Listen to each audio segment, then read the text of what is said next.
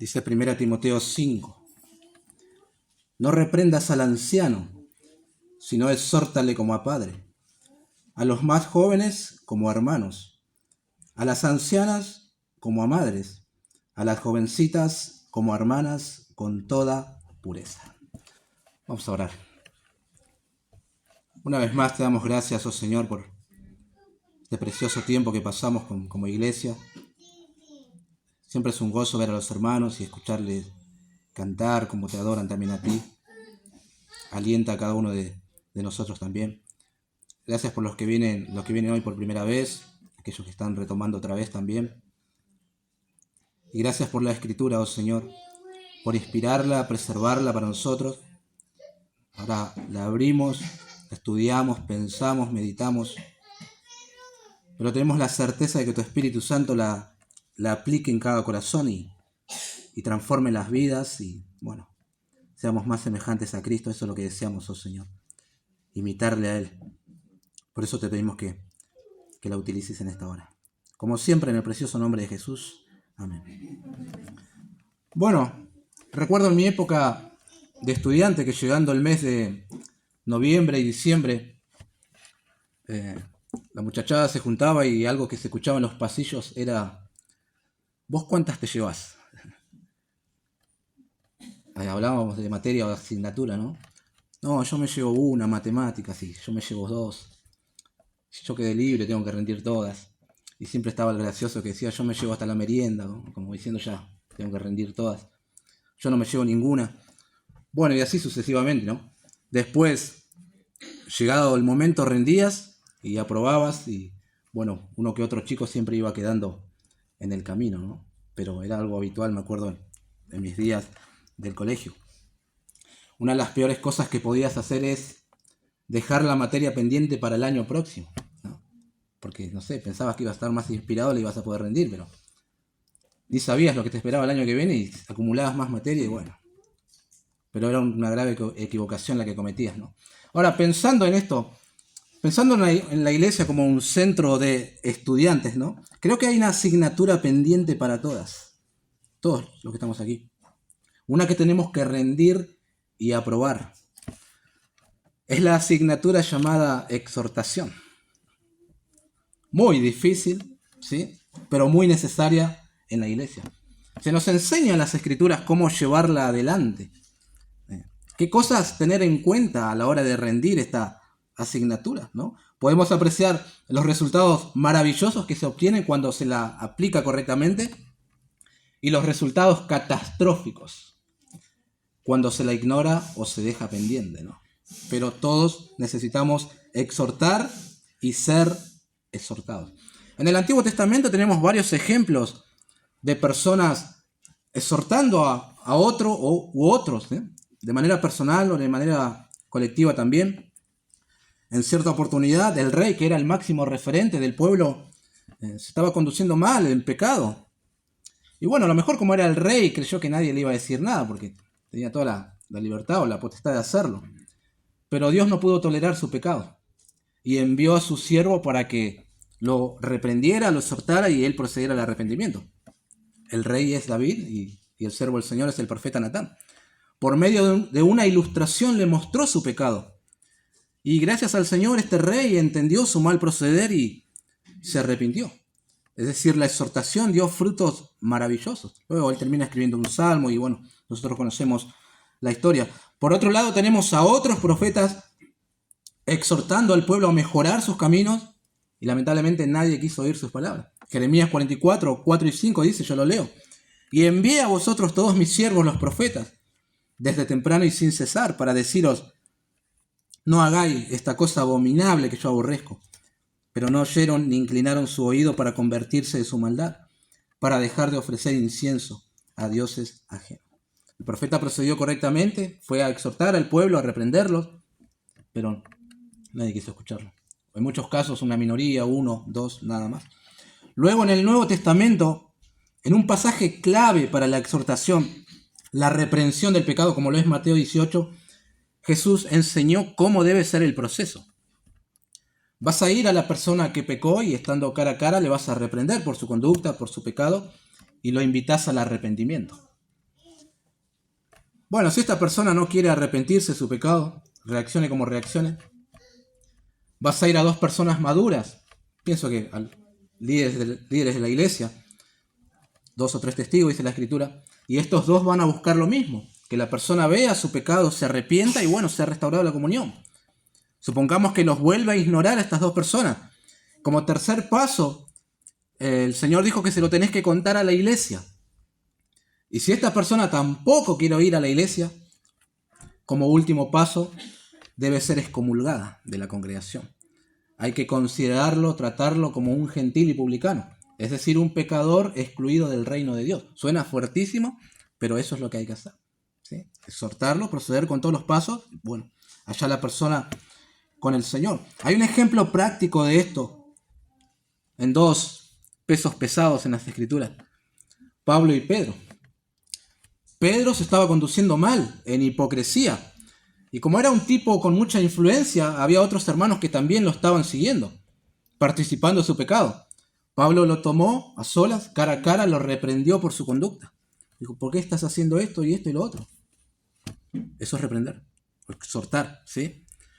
Por como Pedro escribe en su carta, hablando de Pablo maravillosamente, diciendo, amado hermano Pablo, también diciendo que escribió cosas difíciles de entender, entendemos que en ese momento Pedro recibió la exhortación, se arrepintió de su pecado y se volvió al Señor, ¿sí? Pero es así como se procede. Pablo escribió a los Colosenses capítulo 3, verso 16.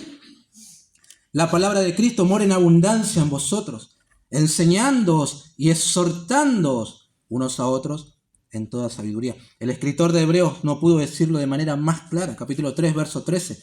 Antes, exhortaos los unos a los otros cada día, entre tanto que se dice hoy, para que ninguno de vosotros se endurezca por el engaño del pecado. Es responsabilidad, conforme a estos versículos, no de una persona, sino de todos, exhortarnos los unos a los otros, ¿sí? Quisiera que veamos hoy, entonces, con la ayuda del Señor, la exhortación en la familia de Dios, ¿verdad? Hemos estado viendo 1 Timoteo. Cuando llegamos al capítulo 3 nos dimos cuenta que esto es una familia también, así dice la Escritura, la familia de Dios. Y creo que estos 2 versículos que leímos de 1 Timoteo 5, acá nos vamos a quedar, y otros que vamos a ver, nos ayudarán a hacerlo de una manera que honre a Dios, ¿sí? Que le glorifique a Él y que el hermano pueda ser restaurado y sobre todo que la iglesia pueda ver, aprender y también ir creciendo, ¿verdad? Porque también existe la posibilidad de realizar la exhortación de manera incorrecta. Entonces no producís frutos y solamente generás contienda entre los hermanos. Por eso es muy importante a la hora de exhortar hacerlo de una manera bíblica. En primer lugar, veamos, queridos hermanos, la necesidad de la exhortación en la familia de Dios. Así comenzamos con el versículo 1. No reprendas al anciano, sino exhórtale. Hasta ahí nomás. Son 2 palabras, 2 verbos importantes que rigen todo lo que vamos a decir hoy. No reprendas y exhórtale, ¿sí? Eso es todo. Todo el capítulo 5 se trata de lo que Timoteo tiene que hacer, del trato que él le tiene que dar a los otros miembros de la familia de Dios. Hoy vamos a centrarnos en cómo tiene que proceder él cuando los hermanos pecan, incluyendo todos los grupos de la iglesia, ancianos, ancianas, jóvenes, jovencitas. Luego vamos a ver su trato para con las viudas y desde el versículo 17 en adelante vamos a ver su trato para con los líderes de la iglesia, ¿sí? Pero básicamente él tiene que abarcar a toda la iglesia. En el capítulo 3 nosotros hemos hablado de la iglesia como familia de Dios. ¿Verdad que en una familia hay autoridades que tienen que marcar la norma de conducta en el hogar, ¿sí? Padre y madre, sobre todo el padre. En este caso, Timoteo es el responsable en la obra del Señor y parte de su función es ordenar la iglesia de Éfeso a través de las instrucciones que Pablo le va dando. Y hoy nosotros lo hacemos a través de toda la palabra de Dios.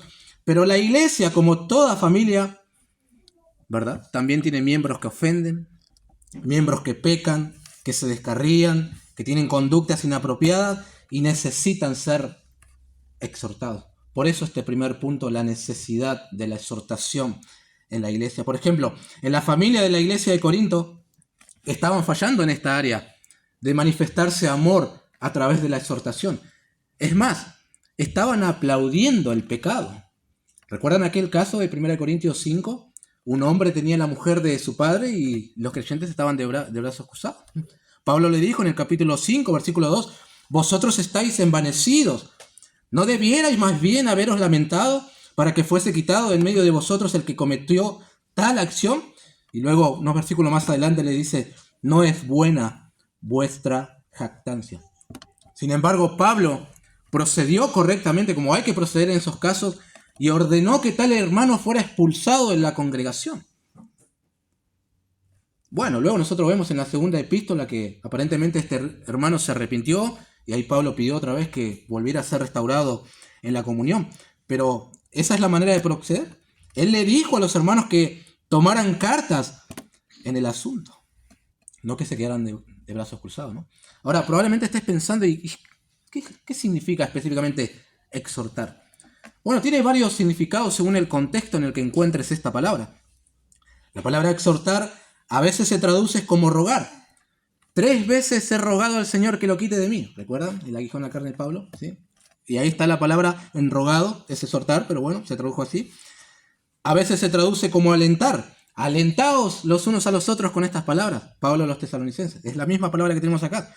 A veces como consolar, el cual nos consuela en todas nuestras tribulaciones. 2 Corintios 1. Ahora, en este contexto, en nuestra porción, exhortar lleva la idea de ponerse al lado y animar a la persona a considerar su mal proceder, justamente para que se arrepienta. Y esa es la gran necesidad que tiene la iglesia de hoy, que procedamos a exhortarnos los unos a los otros. Fíjense que Timoteo tiene que exhortar a gente mayor, a ancianos también.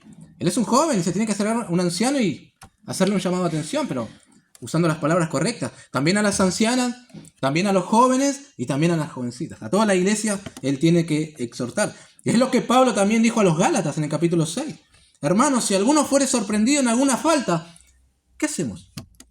Vosotros que sois espirituales, restauradle con espíritu de mansedumbre, considerándote a ti mismo, no seas que tú también seas tentado.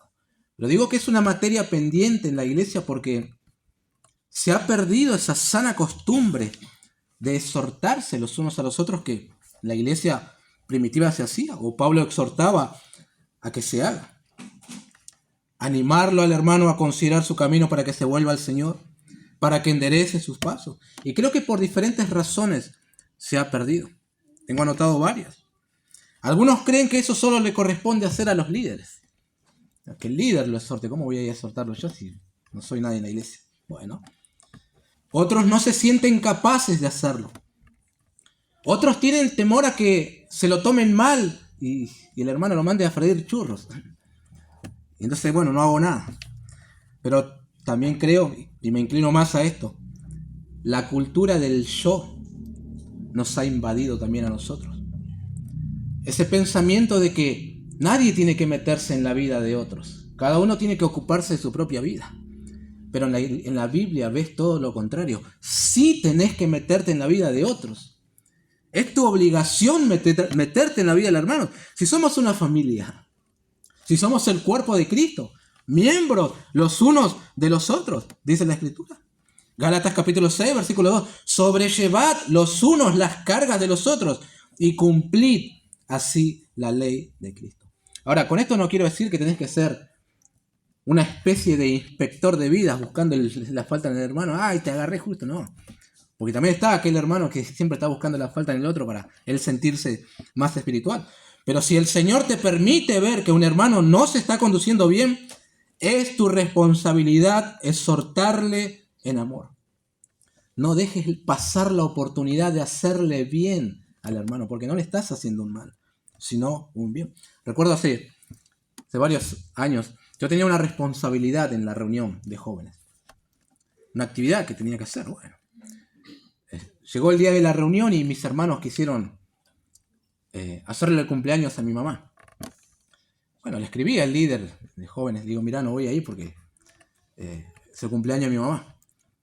Los motivos sonaban lindos, ¿no? El cumpleaños de la mama sagrada, ustedes saben. Bueno, pasó la reunión. Y después, pasados los días, en un culto así de domingo, el hermano, el líder de los jóvenes, se me acercó y me dijo, Si ese día que faltaste tuvieras una responsabilidad como por ejemplo la de predicar, ¿faltarías a la reunión? Y yo le dije no. Y me dijo, ¿y ahora porque tenías que realizar una tarea de menor estima lo hiciste? En ese momento lo quería ahorcar. Pero después me di cuenta que qué razón tiene este hombre, digo. ¿Y cuánto necesitamos eso de que una persona vaya y lo confronte al otro para que sea mejor? Para que sea más fiel. Para que entienda que ha procedido de una manera incorrecta y se vuelva al Señor o se arrepienta o lo que sea. Pero digo, qué bien me hizo este hombre. Ahora, yo sé que algunos por ahí se enojan porque el orgullo es fuertísimo, ¿no? Por ahí hasta deja de venir a las reuniones. Por ahí hasta pasa al lado tuyo y ya no te quiere saludar.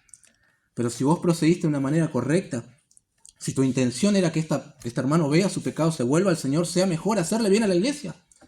Allá este hermano con el Señor. Pero tu responsabilidad era esa. Que el temor no te ponga lazo, querido hermano. Alguien dijo algo muy cierto. Algunos se convierten en expertos para criticar a la persona que trajo la reprensión y consideran a sus sentimientos heridos más importante que la verdad de la reprimenda. No puede ser lo que me dijo fulanito. ¿Quién se cree que es? El orgullo. ¿Por qué mejor no tener en cuenta la exhortación que te dio? Así sos un creyente más fructífero, cambiás, creces, te pareces más a Cristo. Es necesaria la exhortación y a eso Pablo lo está invitando a Timoteo. Y eso la iglesia debe recuperar. Así crecemos, queridos hermanos. Bueno, en segundo lugar, veamos cómo debemos exhortarnos. No reprendas al anciano, sino exhórtale como a padre, a los más jóvenes como hermanos, a las ancianas como a madres, a las jovencitas como hermanas, con toda pureza. Todo un desafío para Timoteo, ¿verdad? Recordemos, él no ha pasado los 40 años. Los menores de 40 años eran considerados jóvenes y eso tenía sus estigmas.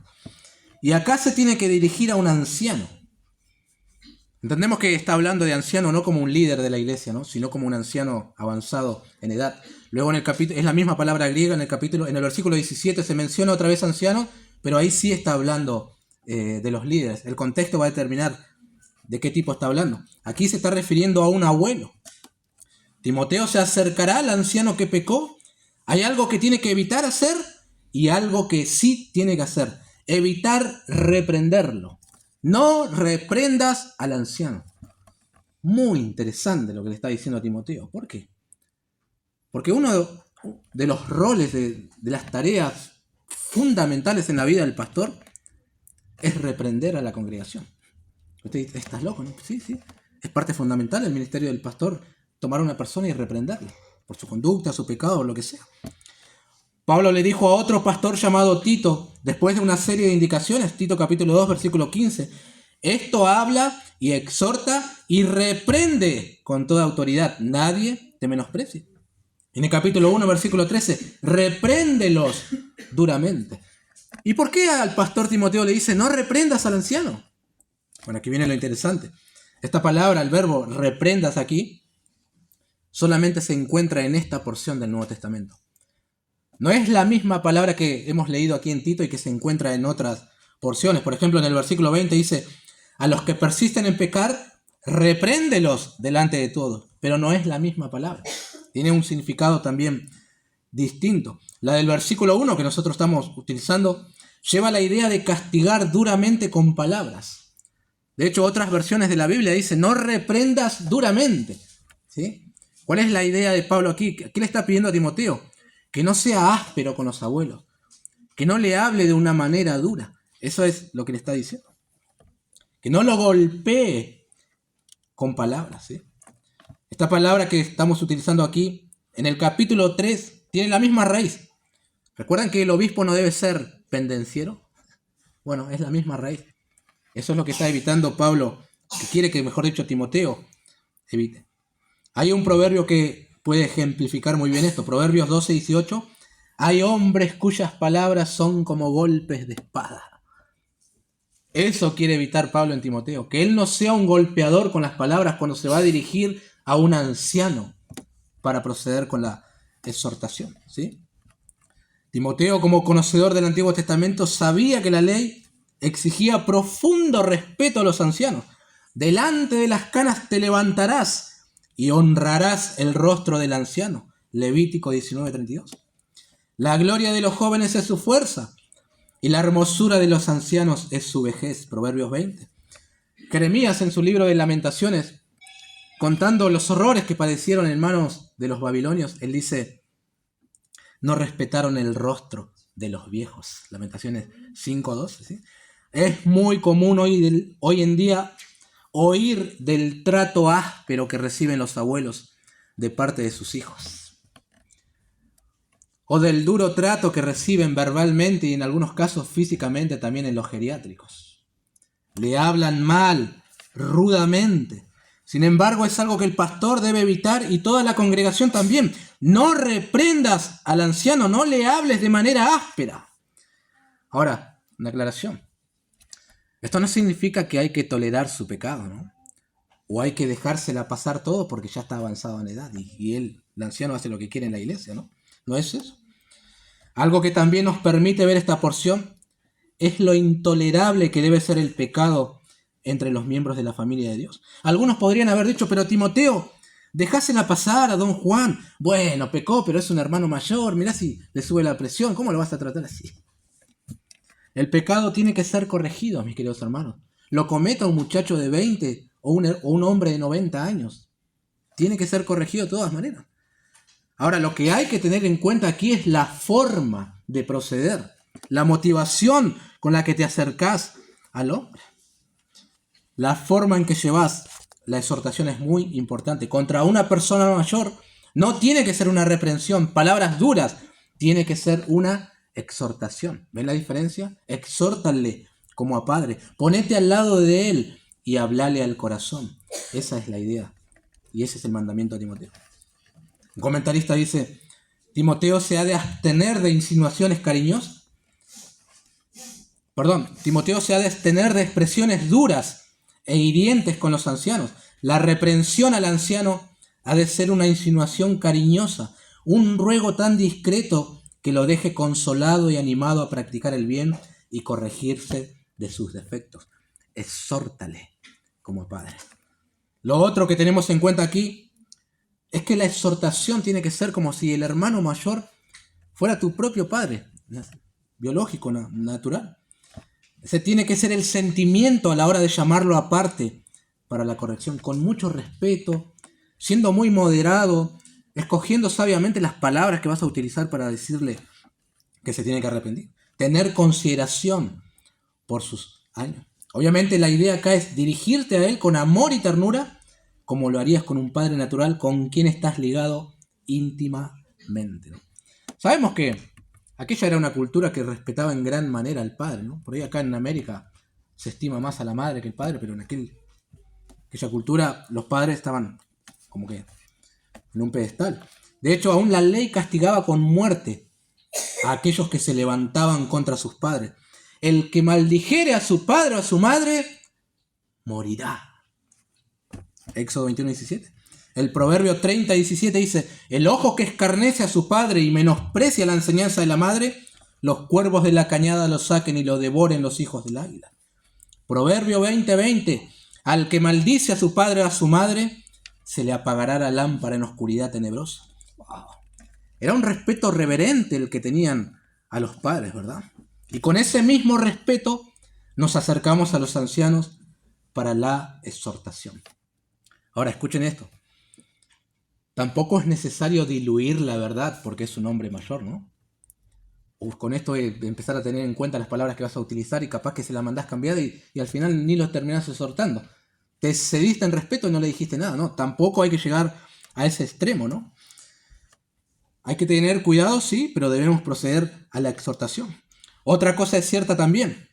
Si el abuelo es un hombre orgulloso, por más que vayas con toda la ternura y el amor del mundo, capaz que se termina defendiendo igual, ¿verdad? Pero bueno, no depende de ti tampoco eso. Puede ser que la exhortación se pierda, pero allá él. En última instancia, los resultados no dependen de nosotros. sino de cómo la persona trate su pecado delante de Dios.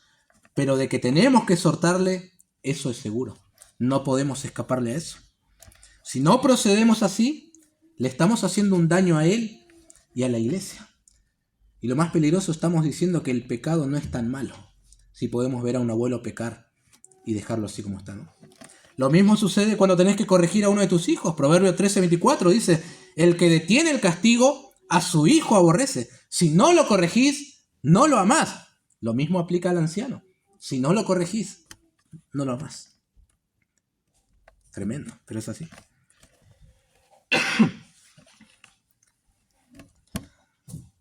Bueno, esto de exhortar a los ancianos también derriba aquel mito que dice que todos los abuelos son como ángeles. No, ya maduraron tanto que son puro amor. Nada que ver. Los años no dan madurez, dan vejez. Los abuelos siguen pecando, se siguen equivocando, y una muestra de amor es tomarlo aparte y corregirlo. Eso le está pidiendo Pablo a Timoteo, ¿verdad? Tremendo. Bueno, hay un abuelo a quien aprecio muchísimo. Ya está llegando cerca a los 80 años.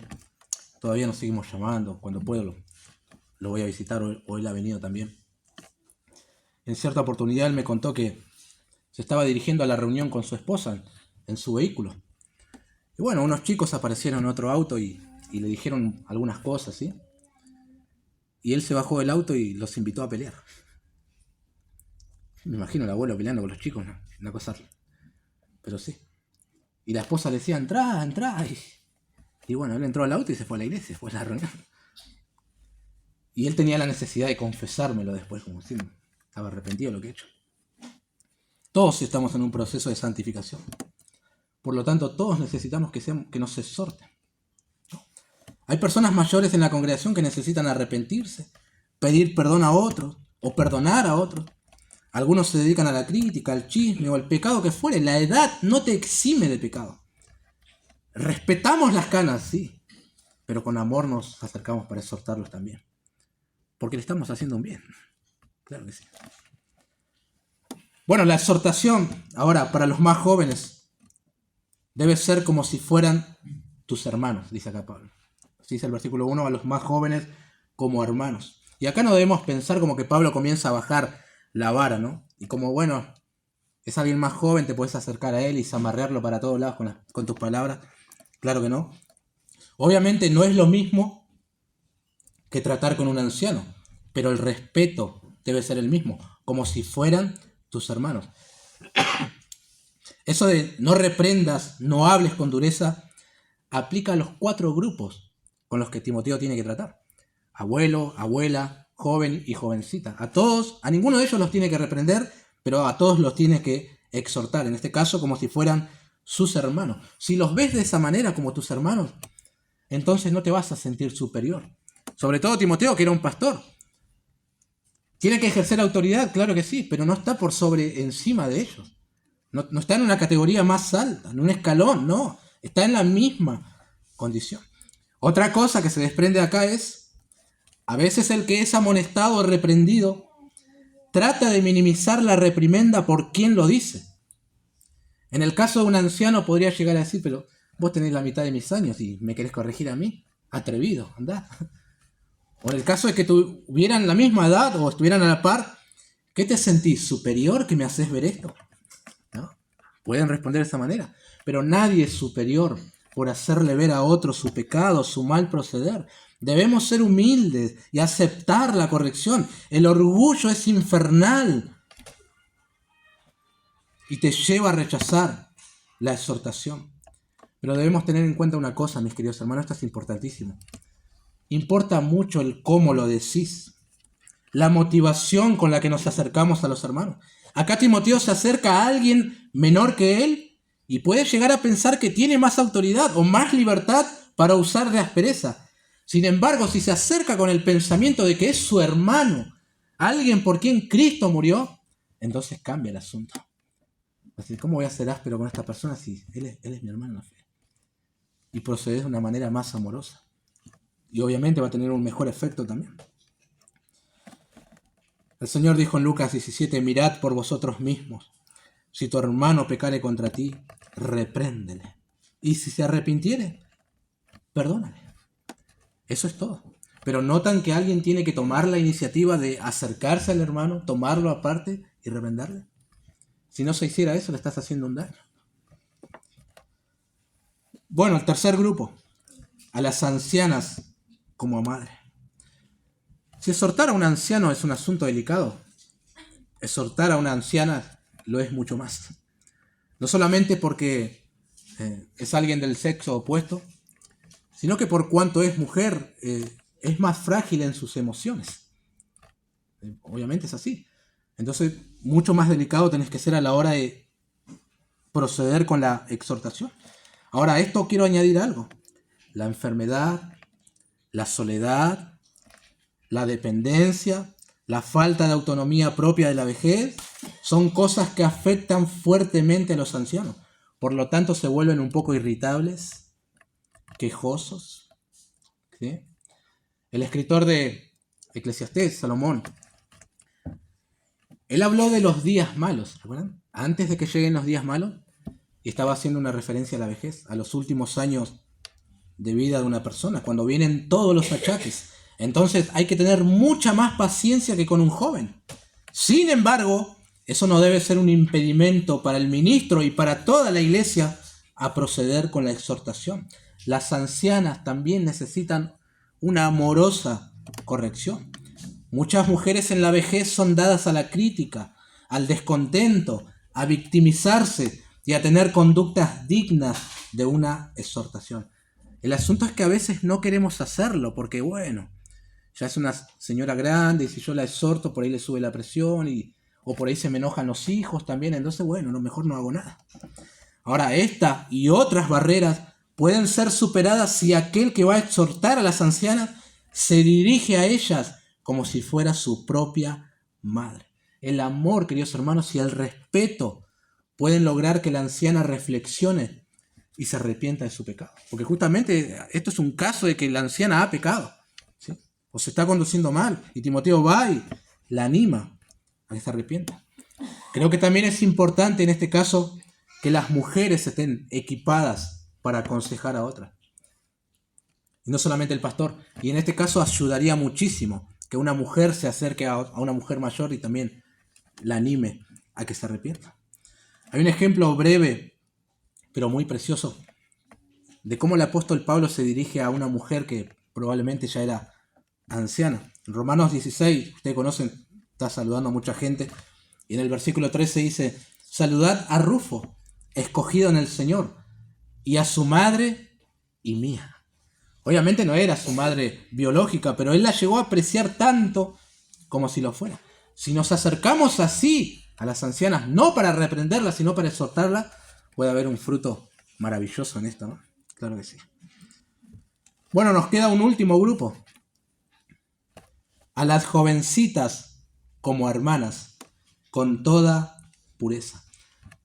El modo de exhortar a las jovencitas, básicamente el proceso es el mismo que lo hacemos con los jóvenes, pero acá se añade un detalle muy interesante, dice con toda pureza. Esto no lo había dicho para con los varones, y creo que es muy sabio el apóstol, no son palabras al azar, están escogidas a propósito, obviamente inspiradas por el Espíritu Santo, pero muy adecuado el detalle, mis queridos hermanos, con toda pureza. Alguien dijo, ¿cuántos hombres a través de los siglos han terminado su ministerio en vergüenza y remordimiento por no haber prestado atención a esta sola palabra? Con toda pureza.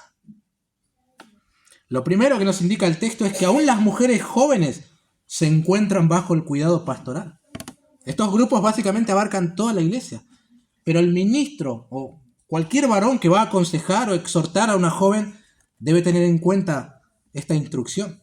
Y si se trata de jóvenes solteras, más, llevarlo hasta el extremo. El ministro tiene que guardar su mente, ser prudente con las palabras, no propasarse, evitar los roces. Una buena manera de evitar esto es, si vas a aconsejar a una mujer joven, y que sea con tu esposa. Si ella es casada, que sea con su esposo. Si no sos casado o ella tampoco, hacelo en un lugar que siempre te esté viendo alguien, pero nunca a solas. ¿Saben cuántos ministros se arrepienten de haber aconsejado a solas a una persona? Creo que sí. Ha habido casos de pastores aconsejando a esposas heridas, lastimadas por sus maridos, y por no tener en cuenta la advertencia del apóstol luego se terminaron confundiendo. La mujer halló la comprensión en el pastor que no había encontrado en su esposo. Y el pastor no tuvo los cuidados necesarios, no fue decoroso, no se condujo con toda pureza. Y algo que había comenzado como una consejería terminó en un pecado espantoso. Con toda pureza, dice Pablo.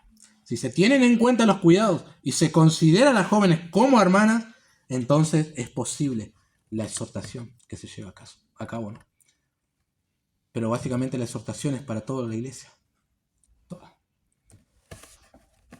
Bueno, déjenme hacer unas consideraciones finales nada más a estos dos versículos que hemos visto y terminamos. Primero, debemos erradicar de nuestras mentes que la exhortación es algo malo. ¿Sí? ¿Puede ser incómodo? Claro que sí. ¿Podés tener resultados que no esperaba? También. Pero malo no es. Y es un ejercicio, una disciplina que ayuda a la iglesia. Claro que sí. Timoteo lo tenía que hacer con todos los grupos de personas, no para ganarse enemigos o para demostrar su autoridad o algo por el estilo, sino por amor a los hermanos, para su provecho y para que la iglesia sea saludable. Y hoy también, mis queridos hermanos, tenemos que aplicarlo con amor. Hermano, ¿por qué te congregás tan poco? Necesitas ser más fiel en la asistencia, si no, no creces espiritualmente. No seas egoísta. Pensá también en otros que se han preparado para enseñar o para presidir.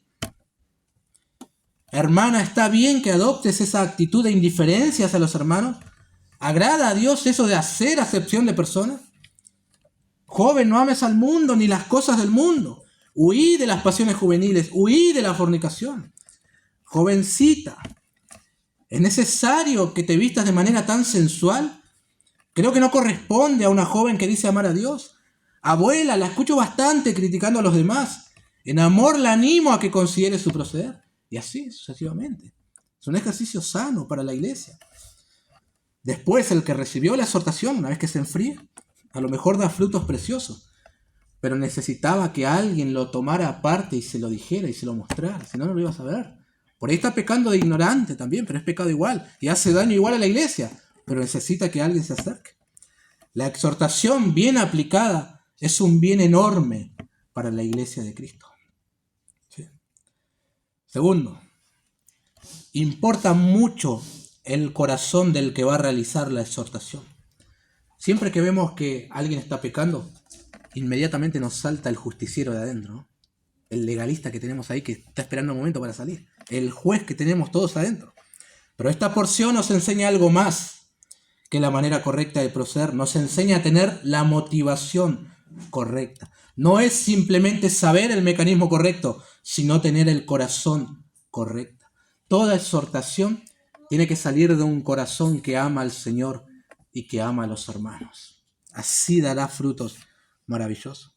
Si tu deseo es que el hermano glorifique más a Dios en su vida y hay algo que se lo está impidiendo, entonces adelante, procede a exhortarle, tomalo aparte y hablale al corazón. Los mejores hermanos, los mejores líderes, los mejores amigos son aquellos que hacen esto. Que se te acercan a vos y te miran. Te equivocaste con el hermano, andá a pedirle perdón, arrepentite. Los peores hermanos son aquellos que allá él con el Señor, yo no hago nada. Tenemos el ejemplo supremo en el Señor. Siempre estaba corrigiendo a sus discípulos cuando se mandaban una. Vosotros no sabéis de qué espíritu soy cuando pedían fuego del cielo. Siempre estaba corrigiendo. Así debemos hacer nosotros también. Bueno, lo último, tercero. Seamos humildes de corazón para recibir la exhortación. A lo mejor creemos que, fulano no era la persona adecuada para exhortarme a mí. O no lo hizo de la manera más apropiada. Quizás se fue un poco de boca, o utilizó palabras que no tenía que usar. Puede pasar. Pero eso no significa que tenemos que rechazar la corrección, ¿no? Si lo que nos dijo nos ayudará a ser más como el Señor, aceptémoslo. Si nos hizo ver algo que nosotros no veíamos, gloria a Dios por eso.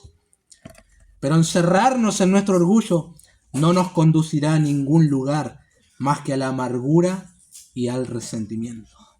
Dijo el Señor, aprended de mí, que soy manso y humilde de corazón. Seamos así también nosotros.